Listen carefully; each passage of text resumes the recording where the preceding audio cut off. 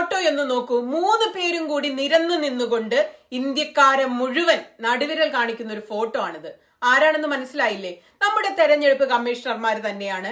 തെരഞ്ഞെടുപ്പ് കമ്മീഷണർ എന്നോ കമ്മീഷൻ എന്നോ ബഹുമാനപൂർവമോ സ്നേഹപൂർവമോ പറയാൻ കഴിയാത്ത വിധത്തിൽ ചാണക കമ്മീഷനായി രൂപാന്തരം പ്രാപിച്ച 3 മനുഷ്യരാണിത്. അവിശ്വസനീയമായ കാര്യങ്ങളാണ് ഇപ്പോൾ ഈ ചാണക കമ്മീഷൻ ചെയ്തുകൊണ്ടിരിക്കുന്നത്. ഇന്ന് വരെ ഇന്ത്യയുടെ ചരിത്രത്തിൽ ഒരു തെരഞ്ഞെടുപ്പ് കമ്മീഷണറും ചെയ്യാത്ത, ഒരു തെരഞ്ഞെടുപ്പ് കമ്മീഷനും ചെയ്യാത്ത കാര്യങ്ങളാണ് ചുറ്റും നടക്കുന്നത്.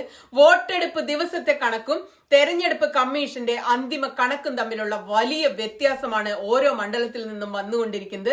ഇതുവരെ ഈ വ്യത്യാസം എന്ന് പറയുന്നത് 1 കോടി 1.07 കോടി 1.07 കോടിയാണെന്നാണ് വോട്ടുകളുടെ വ്യത്യാസമുണ്ടെന്നാണ് കോൺഗ്രസ് പുറത്തുവിട്ട കണക്കിൽ പറയുന്നത്. ഈ വ്യത്യാസം എന്ന് വെച്ചാൽ ഓരോ മണ്ഡലത്തിലും ശരാശരി 28,000 വോട്ടിന്റെ ഡിഫറൻസ് ആണ് വരുന്നത്. അത് മതി ഒരു മണ്ഡലത്തിൽ തോറ്റവർ ജയിക്കാനും ജയിച്ചവർ തോൽക്കാനും വോട്ടിംഗ് അട്ടിമറിക്കാനും എല്ലാം. 28,000 വോട്ട് പോരെ ഒരു മണ്ഡലത്തിൽ. തെരഞ്ഞെടുപ്പ് അട്ടിമറിക്കാൻ വേണ്ടി ഒരു തെരഞ്ഞെടുപ്പ് കമ്മീഷൻ തന്നെ മുന്നിൽ നിന്ന് ഇത്തരം കാര്യങ്ങളൊക്കെ ചെയ്യുന്നത് കേട്ടുകേൾവിയില്ലാത്ത പരിപാടിയാണ്. ഇന്ത്യ ഇന്ന് വരെ ഇത് കണ്ടിട്ടുണ്ടോ എന്ന് ചോദിച്ചാൽ നമ്മൾ ഇത് ആദ്യമായിട്ടാണ് ശ്രദ്ധിക്കുന്നത്. പത്രവാർത്തകൾ നോക്കുമ്പോൾ 2022 ഗുജറാത്തിൽ നടന്നായി കാണുന്നുണ്ട്. ബൂത്ത് അടിസ്ഥാനത്തിൽ എത്ര വോട്ട് എന്ന് വോട്ട് ചെയ്ത ജനങ്ങൾ അറിയേണ്ട എന്ന് സുപ്രീം കോടതിയിൽ പോയിട്ട് പറഞ്ഞ ചാണകങ്ങളാണ് ഈ നിരന്ന് നിന്ന് നമ്മളെ നടുവിരൽ കാണിക്കുന്നത്. ഇത്രയും വൃത്തികേടുകൾ ചെയ്ത് കഴിഞ്ഞാൽ പിന്നെ അവർക്ക് നമ്മളെ നടുവിരലല്ല എന്ത് വേണമെങ്കിലും കാണിക്കാം. അങ്ങനത്തെ പരിപാടിയാണ് ചെയ്യുന്നത്. മഹാരാഷ്ട്ര CPIM ചൂണ്ടിക്കാണിക്കുന്ന ഒരു പ്രധാനപ്പെട്ട സുപ്രധാന വിഷയമുണ്ട്. ഈ ട്വീറ്റ് നോക്കും. തിരഞ്ഞെടുപ്പ് കമ്മീഷൻ വോട്ടർമാരുടെ കണക്ക് പുറത്തുവിട്ടതിൽ മഹാരാഷ്ട്രയിലെ ധൂലെ നിയോജക മണ്ഡലത്തിൽ മാത്രമുള്ള ഒരു കണക്ക് അവർ എടുത്തു പറയാണ്. പോളിംഗ് അവസാനിച്ചതിന് ശേഷം ഉടനെ പുറത്തുവിട്ട ആ പ്രാഥമിക വിവരം അനുസരിച്ചുള്ള വോട്ടും പിന്നെ 24 മണിക്കൂറിന് ശേഷം കമ്മീഷൻ പുറത്തുവിട്ട അന്തിമ ഡാറ്റയും തമ്മിൽ 85,000 വോട്ടിന്റെ വ്യത്യാസമാണ്. 85,000 വോട്ടിന്റെ വ്യത്യാസം. ഇതെങ്ങനെയാണ് വന്നത്? എങ്ങനെയാണ് 85,000 വോട്ടുകൾ ചെയ്യാൻ എത്ര സമയം വേണം, എത്ര മിനിറ്റ് വേണം ഒരു വോട്ട് ചെയ്യാൻ? 1 മിനിറ്റെങ്കിലും വേണ്ട ഒരു വോട്ട് ചെയ്യാൻ. എങ്ങനെയാണ് ഈ വോട്ടിംഗ് ശതമാനത്തിൽ ഇത്ര വലിയ വ്യത്യാസം വരുന്നത്? ഇത് മനുഷ്യർക്ക് ബോധ്യമാവുന്ന വിധത്തിൽ തെരഞ്ഞെടുപ്പ് കമ്മീഷൻ എക്സ്പ്ലെയിൻ ചെയ്യണ്ടേ? 55,000 ആളുകൾക്ക് വോട്ട് ചെയ്യണമെങ്കിൽ എത്ര വോട്ടിംഗ് മെഷീൻ വേണം, എത്ര ബൂത്ത് വേണം? ഇതൊക്കെ മനുഷ്യർ കാണാതിരിക്കുകയാണോ? അത് വലിയ വാർത്തയല്ലേ അത്രയും പേര് ക്യൂ നിന്ന് വോട്ട് ചെയ്തെങ്കിൽ? ഇത്തരത്തിൽ പല മണ്ഡലങ്ങളിലും വോട്ടിംഗ് കണക്കുകളിൽ അവിശ്വസനീയമായ കണക്കുകൾ പുറത്തു വന്നുകൊണ്ടിരിക്കുകയാണ്. അതാണ് ഇന്ന് കോടതിയിൽ എത്തിയിരിക്കുന്ന കേസ്. ഓരോ ബൂത്തിലും പോൾ ചെയ്യപ്പെടുന്ന വോട്ടുകളുടെ എണ്ണം എത്രയാണ്? ശതമാനമല്ല, വോട്ടുകളുടെ എണ്ണം. പൂർണ്ണ വിവരം അടങ്ങുന്ന ഒരു ഫോമാണ് 17C എന്ന് പറയുന്നത്. അത് പ്രസിദ്ധപ്പെടുത്താൻ വേണ്ടി ചാണക കമ്മീഷന് സൗകര്യമില്ല എന്നാണ് സുപ്രീം കോടതിയിൽ പോയി പറഞ്ഞിരിക്കുന്നത്. ഇതൊരു രഹസ്യരേഖയൊന്നല്ല. എന്തിനാണ് യഥാർത്ഥ പോളിംഗ് കണക്ക് തെരഞ്ഞെടുപ്പ് കമ്മീഷൻ പുറത്തുവിടാതിരിക്കുന്നത്? എന്താണ് ഇതിന്റെ പിന്നിലെ ഉദ്ദേശം? തെരഞ്ഞെടുപ്പ് കഴിഞ്ഞ ഉടൻ കൃത്യമായ വോട്ടിംഗ് കണക്ക് ബൂത്ത് അടിസ്ഥാനത്തിൽ പുറത്തുവിടാത്തത് എന്തുകൊണ്ടാണ്? വളരെ ലളിതമായ ചോദ്യമാണ് ഞാൻ ചോദിക്കുന്നത്. അത് ഭരിക്കുന്ന പാർട്ടിയെ സഹായിക്കാൻ വേണ്ടി അല്ല എങ്കിൽ വേറെ എന്താണ് കാരണം? ഞാൻ ഏതു തരത്തിൽ ആലോചിച്ചിട്ടും വേറെ ഒരു കാരണം എനിക്ക് കാണാൻ പറ്റുന്നില്ല. നിങ്ങൾക്ക് വേറെ എന്തെങ്കിലും കാരണം കാണാൻ പറ്റുന്നുണ്ടെങ്കിൽ നിങ്ങൾ കമന്റ് ആയിട്ടിടണം. എനിക്കറിയാലോ, എനിക്ക് ആലോചിച്ചിട്ട് വേറെ ഒരു കാരണവും കാണുന്നില്ല. ഇത് ഭരിക്കുന്ന പാർട്ടിയെ സഹായിക്കാൻ വേണ്ടിയിട്ടുള്ള തെരഞ്ഞെടുപ്പ് കമ്മീഷൻ ഒരു ഒത്തുകളിയാണ്. അല്ലെങ്കിൽ എന്തിനാണ് ഈ 17C ഫോം പുറത്തുവിടാതെ പിടിച്ചു വെച്ചിട്ട് ഞങ്ങൾക്ക് സൗകര്യമില്ല എന്ന് പറഞ്ഞു? എന്തിനു വേണ്ടിയാണ് ഈ ഫോം 17C എന്ന് പറയുന്നത്? പുതുതായി ഉണ്ടാക്കേണ്ട സാധനമല്ല, അത് നിലവിലുണ്ട്. ഒറിജിനൽ ഇതിന്റെ സാധനം സ്ട്രോങ് റൂമിൽ സൂക്ഷിക്കും. ഇതിന്റെ ഒരു പകർപ്പ് സ്ഥാനാർത്ഥികളുടെ ഏജന്റുമാരുടെ കയ്യിലുണ്ടാകും. ഇത് രഹസ്യരേഖയേ അല്ല. എന്നിട്ടും ചാണക കമ്മീഷൻ അത് പുറത്തുവിടാൻ സൗകര്യമില്ലെന്ന് ഉളുപ്പില്ലാതെ കോടതിയിൽ പോയി പറയാം, അല്ല ഞങ്ങൾക്ക് അങ്ങനെ അതിനുള്ള ബാധ്യതയില്ലെന്ന്. ഇതിലെ പ്രശ്നം എന്താണെന്ന് മനസ്സിലായോ? ശരിക്ക് ഞാൻ പറയുന്നുണ്ടെങ്കിൽ നിങ്ങൾക്ക് മനസ്സിലായെന്ന് എനിക്ക് സംശയം. വോട്ടെടുപ്പ് കഴിഞ്ഞ ഉടൻ ഒരു ശതമാന കണക്ക് പുറത്തു വരും. നമ്മൾ എപ്പോഴും കേൾക്കുന്ന ഒരു ശതമാന കണക്ക്. അത് കഴിഞ്ഞിട്ട് ദിവസങ്ങൾ കഴിഞ്ഞിട്ട് അല്ലെങ്കിൽ മണിക്കൂറുകൾ കഴിഞ്ഞിട്ട് അല്ലെങ്കിൽ ഒരാഴ്ചയാവുമ്പോൾ ചാണക കമ്മീഷൻ ഒരു കണക്ക് പുറത്തുവിടും. ഇതാണ് യഥാർത്ഥ കണക്ക് എന്ന് പറഞ്ഞുകൊണ്ട് ഒരു കണക്ക് പുറത്തുവിടുകയാണ്. ആ കണക്ക് എന്ന് പറയുന്നത് ആദ്യ കണക്കിനേക്കാൾ വളരെ വളരെ വളരെ കൂടിയ ഒരു നമ്പർ ആയിരിക്കും.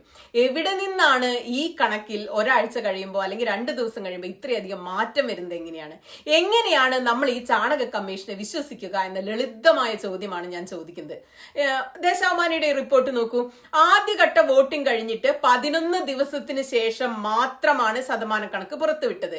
2, 3, 4 ഘട്ടങ്ങളിലെ അന്തിമ വോട്ടിംഗ് ശതമാനം 4 ദിവസത്തിന് ശേഷമാണ് പുറത്തുവിടുന്നത്. എന്തിനാണ് ഈ 4 ദിവസവും 5 ദിവസവും ഒക്കെ? അപ്പോഴും വോട്ട് ചെയ്തവരുടെ എണ്ണം വെളിപ്പെടുത്തുന്നേയില്ല. പകരം ശതമാന കണക്ക് മാത്രമാണ് തെരഞ്ഞെടുപ്പ് കമ്മീഷൻ പുറത്തുവിടുന്നത്. നമ്മളെ കൺഫ്യൂഷനിലാക്കാൻ വേണ്ടി നമ്പറാണെങ്കിൽ നമുക്കറിയാൻ പറ്റും. ഏപ്രിൽ 19-നും 26-നുമായി പൂർത്തിയായ 1ഉം 2ഉം ഘട്ട വോട്ടെടുപ്പിന്റെ അന്തിമ പോളിംഗ് കണക്ക് ഏപ്രിൽ 30-ന് മാത്രമാണ് തെരഞ്ഞെടുപ്പ് കമ്മീഷൻ പുറത്തുവിട്ടത്. വലിയ ഗുരുതരമായ ഒരു പ്രശ്നമാണിത്. പോളിംഗ് ദിവസം ഏറ്റവും ഒടുവിൽ പുറത്തുവിട്ട കണക്കിൽ നിന്ന് അന്തിമ കണക്ക് വന്നപ്പോൾ യഥാക്രമം എത്രയാണ് വ്യത്യാസം എന്ന് വെച്ചാൽ 5.5%-വും 5.74%-ന്റെയും വർധനയുണ്ടായി. ശതമാനം എന്ന് പറയുമ്പോൾ നമുക്ക് ചെറിയ കണക്കായി തോന്നും. ഇത് വോട്ടിംഗ് നമ്പറിലേക്ക് കൂട്ടുമ്പോൾ വലിയ നമ്പറാണ് വരുന്നത്. വോട്ടെടുപ്പ് ദിവസം രാത്രി 7 വരെ പോളിംഗ് ശതമാനം കമ്മീഷൻ പുറത്തുവിട്ടതാണ്. 7 മണി വരെയുള്ളത്. അതിൽ നിന്നും അന്തിമ കണക്കിൽ എങ്ങനെയാണ് ഒരു 6%-ന്റെയൊക്കെ വർധന വരിക എന്ന ചോദ്യമാണ് പ്രതിപക്ഷ പാർട്ടികളൊക്കെ ഇപ്പോൾ മുന്നോട്ട് വെക്കുന്നത്. കോൺഗ്രസും CPIM-ഉം എല്ലാ പ്രതിപക്ഷ പാർട്ടികളും ഇത് ചോദിച്ചുകൊണ്ട് നടക്കുകയാണ്. മെയ് 7-ന് നടന്ന 3ാം ഘട്ട പോളിംഗ് നടന്നു. അന്തിമ പോളിംഗ് ശതമാനം 11-നാണ് പുറത്തുവിടുന്നത്. 7-ന് ഇലക്ഷൻ കഴിഞ്ഞിട്ട്. എന്തിനാണ് ഈ 3-4 ദിവസം ഇതിന്റെ മേലെ അടവെച്ച് വിരിയിക്കാൻ വേണ്ടി തെരഞ്ഞെടുപ്പ് കമ്മീഷൻ ഇരിക്കുന്നത്? 3ാം ഘട്ടത്തിന്റെ പോളിംഗ് ശതമാനം 64.4 ആണ് എത്തിയതായിട്ട് രാത്രി 8 മണിക്ക് രാത്രി 11:40 കമ്മീഷൻ പുറത്തുവിട്ടു. എന്നാൽ മെയ് 11-ന് ഈ കണക്ക് പുറത്തുവിടുമ്പോൾ അന്തിമ കണക്ക് എന്ന് പോളിംഗ് ശതമാനം പുറത്തുവിടുന്നത് 65.68% എന്ന ഉയർന്ന കണക്കാണ് പുറത്തുവിടുന്നത്. ഇത് എങ്ങനെയാണ് കൂടിയത്? അന്തിമ കണക്കിൽ 1.28%-ന്റെ വർധനയാണ് ഉണ്ടാവുന്നത്. എങ്ങനെ വന്നു? എവിടുന്ന് വന്നു?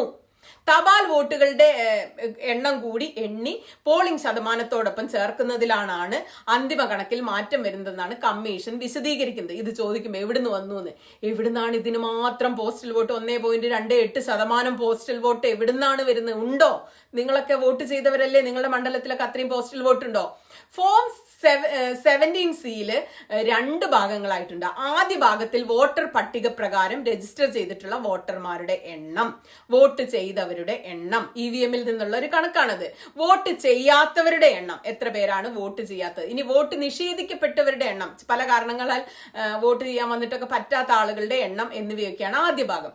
2ാം ഭാഗം എന്ന് പറയുന്നത് സ്ഥാനാർത്ഥികളുടെ പേര്, ലഭിച്ച വോട്ടുകളുടെ എണ്ണം തുടങ്ങിയവ രേഖപ്പെടുന്ന വോട്ട് എണ്ണുന്ന സമയത്താണ്. ഇതാണ് ഫോം 17C എന്ന് പറയുന്നത്. ഒരു വലിയ രഹസ്യ രേഖയൊന്നല്ല.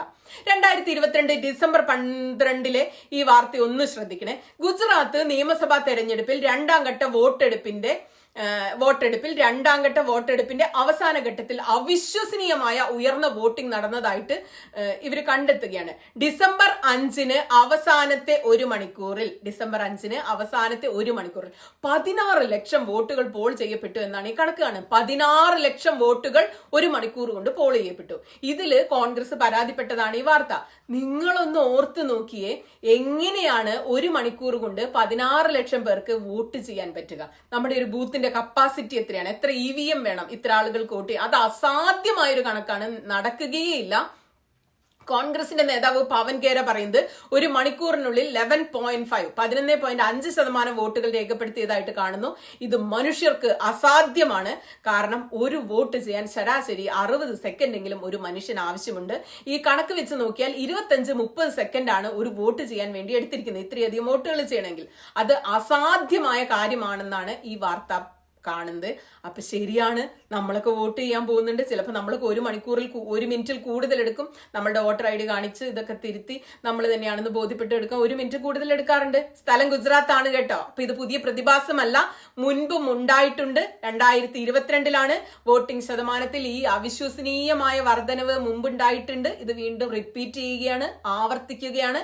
പ്രതിപക്ഷ പാർട്ടികൾക്ക് യാതൊരു കഴിവും ശക്തിയും ഒന്നും ഇല്ലാത്തതുകൊണ്ട് ഇതിനെതിരെ ഒന്നും ചെയ്യാൻ പറ്റുന്നില്ലെന്നാണ് എനിക്ക് തോന്നുന്നത്. ഈ തെരഞ്ഞെടുപ്പ് കമ്മീഷൻ ഉണ്ടായത് എങ്ങനെയാണെന്ന് കൂടി പറഞ്ഞാൽ ഈ കഥ പൂർണ്ണമാകൂ.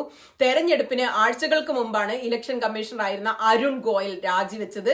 2027 ഡിസംബർ വരെ അദ്ദേഹത്തിന് കാലാവധി ഉണ്ടായിരുന്നു. കാലാവധി പൂർത്തിയാവുന്നതിന് മുമ്പ് രാജിവെച്ച് ഇറങ്ങി ഓടിത്തള്ളി. അതിന് തൊട്ട് മുമ്പ് ഫെബ്രുവരിയോട് കൂടി മറ്റൊരു കമ്മീഷണറുടെ കാലാവധി കഴിഞ്ഞിരുന്നു, അനൂപ് ചന്ദ്ര എന്ന് പറയുന്ന ഒരാളുടെ. ഈ അരുൺ ഗോയൽ എന്തിനാണ് ഇറങ്ങി ഓടിപ്പോയത് എന്നുള്ളത് വളരെ രസകരമായ കഥയാണ്. പഞ്ചാബ് കേഡറിലുള്ള മുൻ IAS ഉദ്യോഗസ്ഥനായിരുന്ന ഗോയൽ IAS പദവി രാജിവെച്ചതിന് പിന്നാലെയാണ് തെരഞ്ഞെടുപ്പ് കമ്മീഷണറായിട്ട് തെരഞ്ഞെടുപ്പ് കമ്മീഷനിൽ നിയമിക്കപ്പെടുന്നത് എന്തോ പ്രത്യേക ഉദ്ദേശത്തോടു കൂടി, ആ പ്രത്യേക ലക്ഷ്യത്തോടു കൂടിയാണ് ഇയാളെ നിയമിച്ചതെന്ന വലിയ ആരോപണം നിലനിൽക്കുമ്പോഴാണ് തെരഞ്ഞെടുപ്പിന്റെ തൊട്ടു മുമ്പ് ഇയാൾ രാജിവെച്ച് ഉയരും കൊണ്ട് ഓടി രക്ഷപ്പെടുന്നത്. എന്തുകൊണ്ടായിരിക്കും? അയാൾക്ക് ചെയ്യാൻ പറ്റാത്ത എന്തെങ്കിലും കാരണം ചിലപ്പോൾ അയാളോട് ആവശ്യപ്പെട്ട് കാണാം. ഇതിനു മുമ്പ് ഇങ്ങനെ ഒരാൾ ഉയരും കൊണ്ട് ഓടി രക്ഷപ്പെട്ടിരുന്നു, മറ്റൊരു കമ്മീഷണർ. അദ്ദേഹത്തിന്റെ പേര് അശോക് ലവാസ എന്നാണ്. നമ്മൾ വീഡിയോ ചെയ്തിട്ടുണ്ട് വിശദമായിട്ട്. സീനിയോറിറ്റി പരിഗണിച്ചുകൊണ്ട് ലവാസയായിരുന്നു ശരിക്കും അടുത്ത തെരഞ്ഞെടുപ്പ് കമ്മീഷണറായിട്ട് മാറേണ്ടിയിരുന്ന ആളാണ് അശോക് ലവാസ. സത്യസന്ധനായിരുന്നു, നിഷ്പക്ഷനായിരുന്നു. അങ്ങനെയുള്ളവർക്ക് ഇരിക്കാൻ പറ്റില്ലല്ലോ. തെരഞ്ഞെടുപ്പ് പെരുമാറ്റ ചട്ട ലംഘനത്തിന്റെ പേരിൽ നരേന്ദ്രമോദിക്കും അമിത്ഷായ്ക്കും എതിരായിട്ട് പരാതി വന്നപ്പോൾ ക്ലീൻ ചിറ്റ് നൽകാൻ വിസമ്മതിച്ച ഉദ്യോഗസ്ഥനായിരുന്നു. അതോടെ മൂപ്പരുടെ ജീവിതം നരകതുല്യമായി മാറി. ലവാസയുടെ ഭാര്യയ്ക്ക് ആദായ നികുതി വകുപ്പിന്റെ നോട്ടീസ്, IT ഉറപ്പാണല്ലോ. അത് കഴിഞ്ഞ് മോദിയുടെ അനുകൂല മാധ്യമങ്ങൾ ഉണ്ടല്ലോ, ഗോദി മീഡിയകൾ, ഒരു ഫ്ളാറ്റ് വാങ്ങിയതുമായി ബന്ധപ്പെട്ട് ലവാസ ദമ്പതിമാർക്കെതിരെയുള്ള വിചാരണ, മാധ്യമ വിചാരണ, ചാര സോഫ്റ്റ്വെയർ പെഗാസസ് ഉപയോഗിച്ച് ഫോൺ വിവരങ്ങൾ ചോർത്തിയവരുടെ ലിസ്റ്റ് വന്നപ്പോൾ അതിൽ അശോക് ലവാസയുടെ പേരും ഉണ്ടായിരുന്നു. ആലോചിച്ച് നോക്കൂ, ഒരു തെരഞ്ഞെടുപ്പ് കമ്മീഷണറുടെ ഫോൺ ചോർത്തുക പെഗാസസ് ഉപയോഗിച്ച്. ഇതോടെ അശോക് ലവാസ ഉയരും കൊണ്ട് ഓടിത്തള്ളുകയായിരുന്നു. ഒന്നും വേണ്ടേ, ജീവൻ മാത്രം ബാക്കി കിട്ടിയാൽ മതി എന്ന് പറഞ്ഞിട്ട് ഓടിത്തള്ളിയ മനുഷ്യനാണ് അശോക് ലവാസ. സുപ്രീം കോടതി ചീഫ് ജസ്റ്റിസ് കൂടി അംഗമായ സമിതിയായിരുന്നു മുൻ കാലഘട്ടങ്ങളിൽ മുഖ്യ തെരഞ്ഞെടുപ്പ് കമ്മീഷണറെയും മറ്റ് അംഗങ്ങളെയും ഒക്കെ, 2 തെരഞ്ഞെടുപ്പ് കമ്മീഷണർമാരെയും തെരഞ്ഞെടുക്കുന്ന സമിതി എന്ന് പറയുന്നതിൽ ചീഫ് ജസ്റ്റിസ് ഉണ്ടായിരുന്നു. എന്നാൽ നമ്മുടെ ഈ പൊതു തെരഞ്ഞെടുപ്പിന്റെ തൊട്ടു മുമ്പായിട്ട് കേന്ദ്ര സർക്കാർ ഈ നിയമമൊക്കെ മാറി പാസാക്കിയ പുതിയ ബില്ല് കൊണ്ടുവന്നു. ഇന്ത്യൻ തെരഞ്ഞെടുപ്പ് കമ്മീഷനിലെ കമ്മീഷണർമാരെ, അംഗങ്ങളെ തെരഞ്ഞെടുക്കുന്നതിൽ ചീഫ് ജസ്റ്റിസ് ഇനി വേണ്ട എന്ന നിയമം കൊണ്ടുവന്നു. അത് പാസാക്കി. ചീഫ് ജസ്റ്റിസ് ഇല്ലാതായി. പകരം പ്രധാനമന്ത്രി, ലോക്സഭാ പ്രതിപക്ഷ നേതാവ്, ക്യാബിനറ്റ് മന്ത്രി എന്നിവരടങ്ങുന്ന ഒരു കമ്മിറ്റിയാണ് ഇനി തീരുമാനിക്കുക എന്ന് പറഞ്ഞു. ആരൊക്കെ തെരഞ്ഞെടുപ്പ് കമ്മീഷനിൽ വേണം വേണ്ട എന്നുള്ളത് നരേന്ദ്രമോദിയുടെ മാത്രം തീരുമാനമായി മാറി. കേന്ദ്ര സർക്കാരിന് തീരുമാനിക്കാമെന്ന അവസ്ഥ വന്ന് 3-2 അവർക്കല്ലേ ഭൂരിപക്ഷം, ഒരാളല്ലേ പ്രതിപക്ഷ നേതാവ്, ഒന്ന് മന്ത്രി, ഒന്ന് മുഖ്യമന്ത്രി, പ്രധാനമന്ത്രി. അങ്ങനെ നമുക്ക് നരേന്ദ്രമോദി തന്ന 3 പേരാണ് ഈ നടുവിരൽ കാണിച്ചുകൊണ്ട് നമ്മളെ നോക്കി ഇളിച്ചുകൊണ്ട് നിൽക്കുന്നത്. പറഞ്ഞപ്പോഴാണ് ഓർത്തത്, നടുവിരലല്ല ചൂണ്ടുവിരലായിരുന്നു അത്. എനിക്ക് നോക്കിയപ്പോൾ നടുവിരലാണെന്ന് തോന്നി. സത്യത്തിൽ ഇവരെ പ്രവൃത്തികൾ കണ്ടപ്പോൾ, എനിക്ക് ഫോട്ടോ കണ്ടപ്പോൾ ഇത് നടുവിരലാണെന്ന് തോന്നിപ്പോയി. ചൂണ്ടുവിരലായിരുന്നു. മാപ്പാക്കണം കമ്മീഷണർമാരെ.